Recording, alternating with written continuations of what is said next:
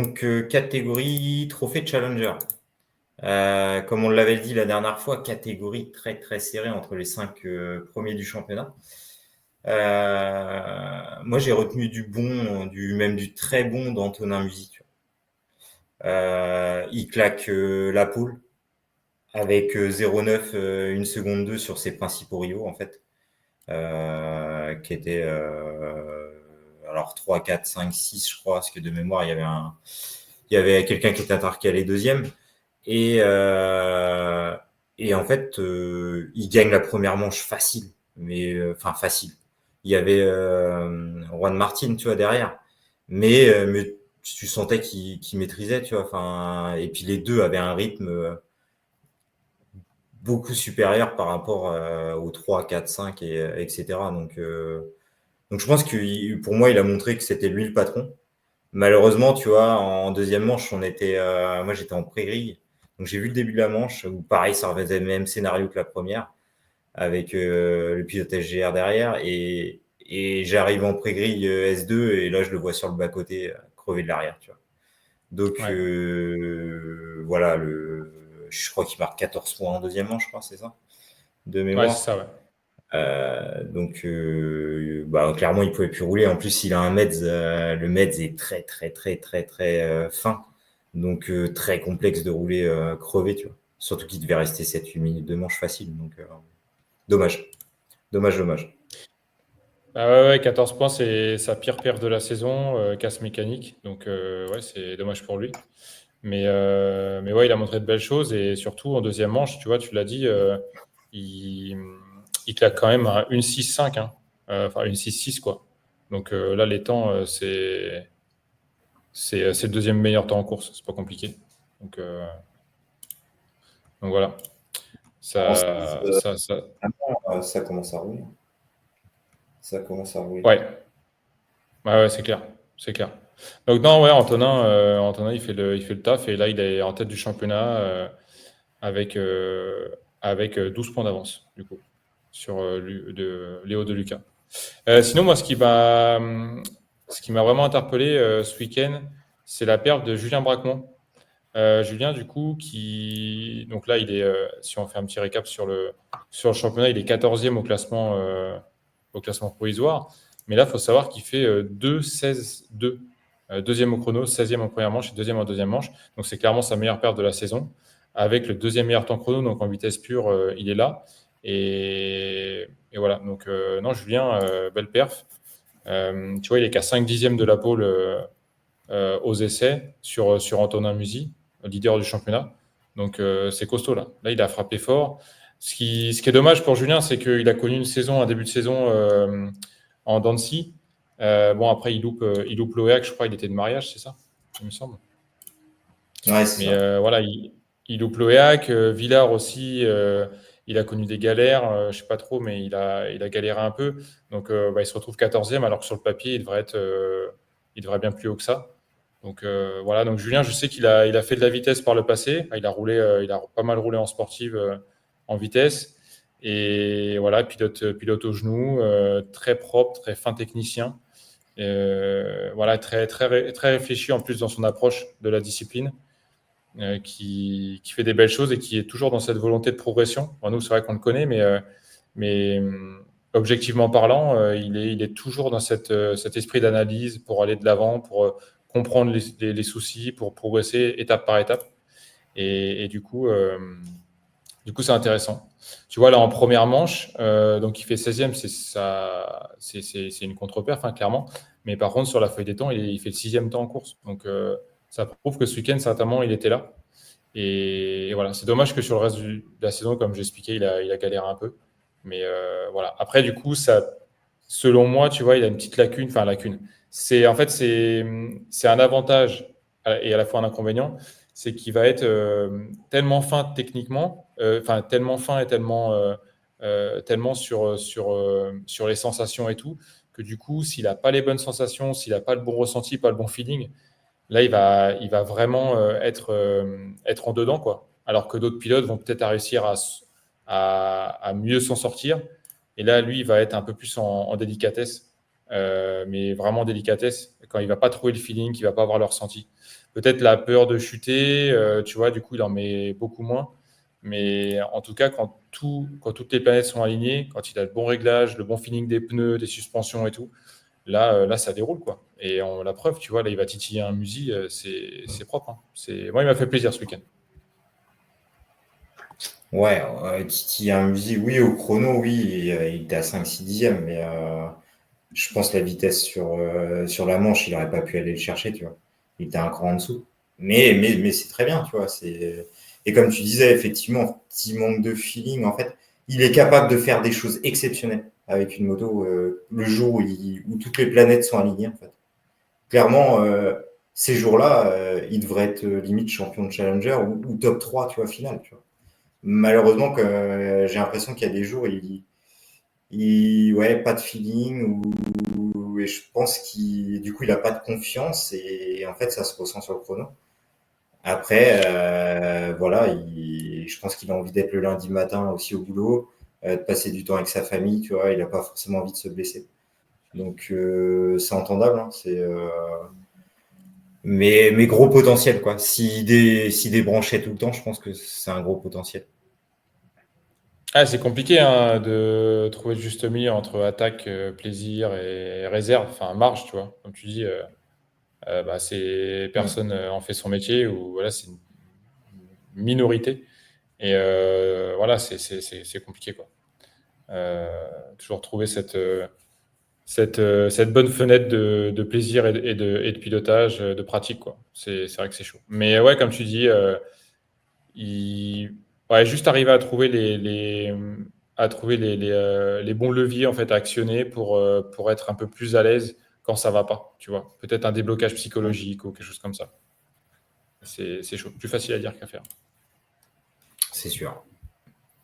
Première manche, on a assisté, en fait, une manche où les 5 premiers du championnat, ils étaient là aux 5 premières places, en fait. Alors, pas forcément dans les ordres du championnat, mais en tout cas, ils ont tous scoré ce qu'il Ouais. fallait faire. Ah ouais, et regarde les temps, ça tournait en 5 dixièmes, hein. Tu vois, Antonin, il est en 1,79 et Maxime Boinard, il est en 1,84, tu vois. Ouais, Donc c'est vrai que c'est rien, 5 dixièmes. De toute façon, ça finit à ouais, 9 ouais, secondes c'est 2. chaud. Donc, c'est archi Bah serré, ouais. ouais. Elle est vraiment top, hein, cette catégorie. Moi, j'aime bien cette année. Il y a il y a de la combativité, il y a de la bataille devant, il y a de l'adversité et tout. C'est top. Même pour les spectateurs, c'est génial, ouais. Et surtout, en deuxième manche, on a eu un accrochage au premier virage, là. Il y a eu un peu cafouillage, là. Il devait y avoir Félix Bernard dedans, Léo Deluca aussi, je l'ai vu. Ça a un peu cafouillé, quoi. Je sais pas si tu as vu ce qui s'est passé vraiment, mais Alors nous, on a vu ce qui s'était passé au bord de piste. En fait, on a vu Bernard par terre. Il a mis, je pense, 45 secondes avant de retrouver ses esprits. ouais. Mais du coup, en fait, c'est top parce que je remercie Alexis Delon. Parce qu'en fait, il poste des vidéos YouTube de ses manches. Et en fait, on Ok. a retrouvé la vidéo. Et Bernard, en fait, je pense qu'il s'est vu une porte ouverte au bout du premier virage. Et je pense qu'il est Ouais. arrivé trop fort et du coup il glisse et puis il fait pas un high side mais high side freinage en fait où il passe de l'autre côté. Et il me semble que Léo Deluca lui par contre il chute après. Donc pas lié à l'incident et à la chute de Félix Bernard, mais par contre on s'est retrouvé aussi avec Boinard bloqué à l'intérieur parce que Félix est resté sur le côté gauche inter de la piste et ça a fait train-train quoi, ça a fait bouchon. Ah ouais, et du coup, Léo Deluca, il part dans le bac à gravier aussi, premier virage, juste après le départ. Donc là, il perd du temps, etc. Et il pointe, tu vois, il pointe 13e au premier tour, il termine P7. Donc voilà, il remonte bien. Et sachant qu'au chrono, il avait fait le 5e temps.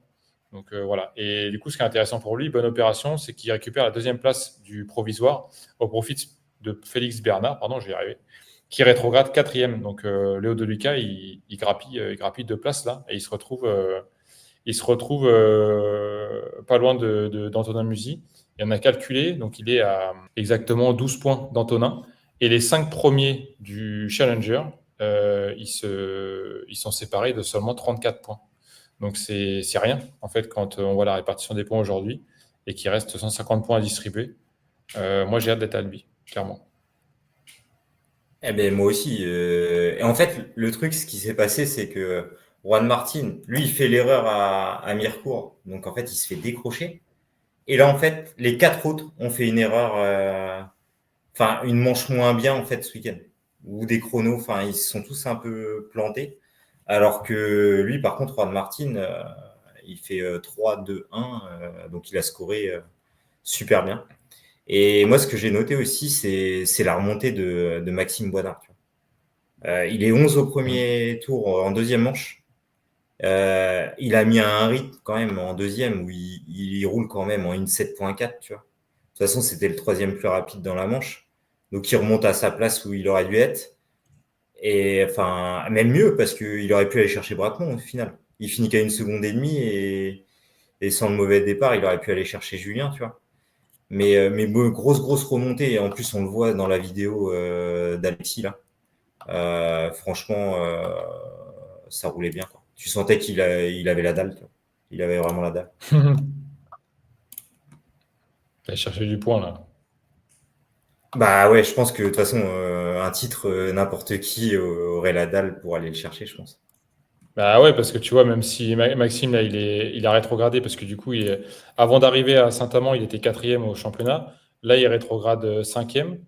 Mais par contre, au niveau des points, bah, comme j'ai dit, du coup, il a 34 points d'Antonin Musi, hein. Donc, et juste à un seul point de Félix Bernard, qui est quatrième. Donc, non, non, là, clairement, c'est à Saint-Amand, à Albi, pardon, je vais y arriver. C'est le pilote qui va avoir le plus faim et ouais, ça Et pas d'ennui mécanique, tu vois. va rouler fort. Ouais. Tu vois, ça se trouve, on va voir des challengers qui vont reprendre des B2 ou des C, tu vois, à l'époque, avec la carcasse épaisse des Michelin, et pas prendre des mètres ZR pour être sûr de finir la manche, tu vois. J'en sais Ouais. rien, mais ça serait marrant, tu vois, pour éviter de crever. Ah, Parce que c'est vrai que le mètre ZR, il est très léger, mais t'as quand même plus de chances de crever quand même. ouais. Après, peut-être que le nouveau Michelin a une carcasse plus dure, je sais pas. Je... À l'achat, tu vois, par exemple, Julien Bracon, il s'est acheté un Ouais. Michelin à Val d'Argenton pour la première, tu vois, et il a testé. Et le feeling, je sais pas, tu as eu un retour par rapport à ça? Le feeling par rapport à celui de l'année dernière? Je crois qu'on était parti sur un autre sujet et j'ai pas vraiment évoqué le truc, tu vois. Je pense que je voudrais d'abord faire un test moi-même, sans avis, tu vois, pour vraiment juger du produit et pas être influencé. Ouais. Parce que toi, du coup, t'as switché Metzeler à Michelin. Et qu'est-ce que tu as comme, on va dire, les différences majeures entre les deux pneus en termes de feeling? En fait, On parle bien de on parle bien de l'arrière, hein, parce que du coup, on sait que Metz ne font pas oui, de oui, de 16 en. l'arrière et Ouais. des anciens Michelin, tu vois, et des anciens Michelin. Moi, j'adorais rouler avec le Ouais. C, tu vois, parce que je trouvais qu'il avait une dégradation lente, moins performant sur un tour, mais par contre une longévité sur le week-end qui était assez constant, tu vois. Donc j'adorais Même en rouler en C chrono? et ouais, ça passe, ça reste un pneu. Ok. Ouais, ouais, c'est sûr. Enfin, oui, t'as un peu moins de grip, tu vois, mais franchement, à mon niveau, tu mets un B2 ou un C, ça change pas grand-chose. Mhm. Ouais, puis il y a une meilleure longévité et la dégradation aussi qui se fait moins rapidement. Et du coup, tu as un meilleur feedback, je pense. Tu as moins de surprises, tu vois, peut-être. Bah, en Avec une fait, dégradation c'est qui est plus genre lente. en manche 2 ou en manche 1, bah, quand tu commences à avoir un petit drop avec ton B2, tu vois, donc les anciens pneus, bah, en fait, tu commences à perdre en feeling et bah, du coup, tu en mettais moins. Et en deuxième manche, les 10 dernières minutes de la M2, ça commençait à être compliqué, quoi. Alors qu'avec le Ouais, C, ouais. il allait jusqu'au bout. Ouais, ouais. Donc après, oui, tu parlais de la question Medzeder. J'ai voulu tester. J'avais récupéré un pneu parce que j'avais plus de pneus à l'OEAC l'année dernière, tu vois, en 2024. Et j'avais plus de pneus d'avance d'entraînement et j'ai récupéré un Medzeder pour essayer, c'est le vendredi à l'OEAC. Donc je l'ai pris et bon, j'ai trouvé le feeling pas trop mal, tu vois. Et puis bah du coup j'avais conservé en fait un C le samedi matin aux essais libres et tout parce que en fait c'est bien de garder des pneus assez propres en fait pour pas qu'il y ait une grosse transition vers les chronos. Et je fais les essais libres Ouais. 1 en fait avec le C. Et j'ai trouvé que je rencontrais quand même un peu de drip de l'arrière. Enfin, pas un drip comme on peut retrouver à l'avant, tu vois. Mais est-ce que j'avais les bonnes pressions? Je sais pas. Mais j'avais pas retrouvé ce feeling, en fait, avec le Medvedev, qui était beaucoup plus défoncé, tu vois. Où j'avais l'impression que j'avais une meilleure stabilité. Alors que le C, il était plus récent. Alors peut-être pas les bonnes pressions, mais du coup, la moto gigotait un peu de l'arrière, tu vois. Elle avait tendance à saucissonner un peu. Et en fait, sur place, je me suis dit, vas-y, go, je vais acheter un. Je remets le pourri, tu vois, pour les essais libres 2, que j'avais utilisé le vendredi. Et du coup, comme ça, au chrono, je mets un Metz 9, tu vois, et le jour et la nuit. Le jour et la nuit. Une stabilité extraordinaire. J'ai eu un feeling lors de la séance de chrono exceptionnel. Euh, Aucun signe de décrochage. Tu peux en mettre grave sur l'ongle direct en sortie.